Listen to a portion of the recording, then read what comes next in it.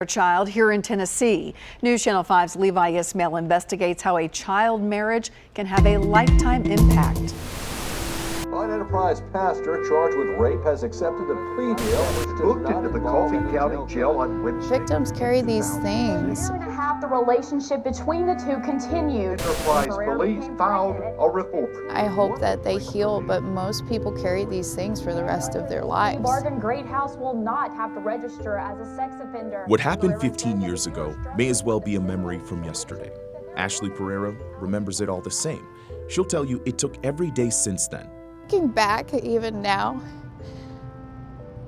I don't know how I did it. To find the courage to be here now. You could put our ages together and our child's age. There's the crime.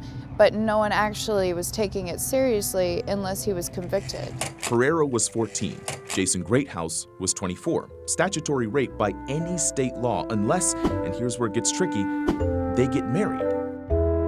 This isn't just about the one-time crime. This is about the rest of the victim's life of having to be around that person. Both now live just outside of Nashville, but grew up in the small town of Enterprise, Alabama. Pereira's parents pulled her from school because of some mental health issues. Desperate for answers, they turned to a local youth pastor. He said, you should bring Ashley and Craig to my youth group on Wednesdays, just a new start. And so that's how I met Jason, and that's where my life turned forever. Greathouse was like a mentor, so it made sense that when he was strapped for money, the family invited him to move in. Unfortunately, that took a turn to where our bond and mentorship turned into something that wasn't supposed to happen. And one thing led to another, and I ended up losing my virginity to Jason at 14. What did your parents think at the time when all this was happening? Her response was, how was it? Her response wasn't, she wasn't angry, she didn't try to throw him out. A year later, Pereira was pregnant. Her parents insisted the two get married. They did just that, with parental consent. Pereira, now 16, and Greathouse, 26.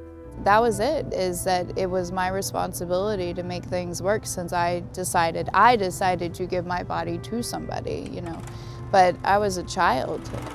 The marriage lasted no more than a year before Pereira filed for divorce. I had to emancipate myself so I could get an apartment and go to college and do all of these things because I wasn't 18, I was a minor. So I would have ended up in foster care if I had not emancipated myself from my family. Getting out of forced marriage remains one of the toughest challenges for the more than 300,000 minors married between 2000 and 2018. Almost all cases are younger women marrying older men. Across the country, 6 states have banned marriage for anyone under 18. 35 states, including Alabama and Tennessee, have made it so that you can get married with a judge's signature at 17 and 16. 4 states around the country have said you can do the same thing at 15 and 14 years old. Meanwhile, 9 states have no age limit at all.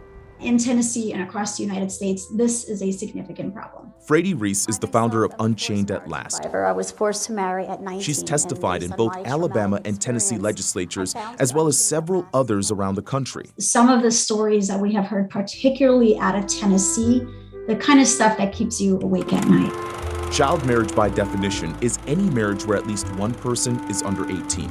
Up until 2018, there was nothing preventing any underage person in Tennessee from getting married as long as they had a signature from a judge. What were on our books as marriage were really just child abuse. State Senator Jeff Yarborough and State Representative Darren Jernigan both co-signed bills to bring the minimum age to 18.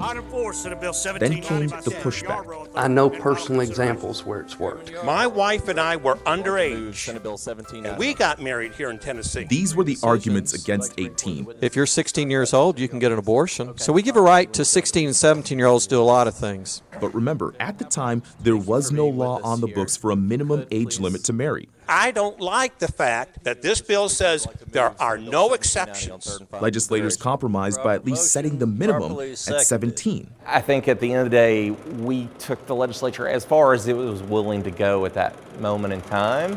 But anything under 18 means child marriage still exists in Tennessee and 44 other states. Yarborough and Jernigan say they have no issue bringing this back to the table, but there's one problem. It's only been 3 years. Many of those same opposing voices haven't gone anywhere. The same arguments may come up with the same players who were doing it before. A man is being charged with raping his former wife. 1 year of unsupervised Pereira decided she could make a change by pressing rape charges nearly 14 years later. But because she had been married to Greathouse, prosecutors weren't sure they could get a conviction. Greathouse instead pleaded guilty to contributing to the delinquency of a minor, a misdemeanor with no jail time. It also means he can still share custody of their teen daughter.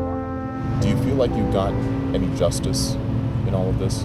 I still don't have the right answers. You know, I can't say this is why it happened and try to sugarcoat things and make things okay, because it's not. And that's the hardest part. That was Levi Ismail reporting. Our Investigates team works around the clock to uncover important issues that really matter to you. You can read more about Ashley's story on the Investigate section of NewsChannel5.com.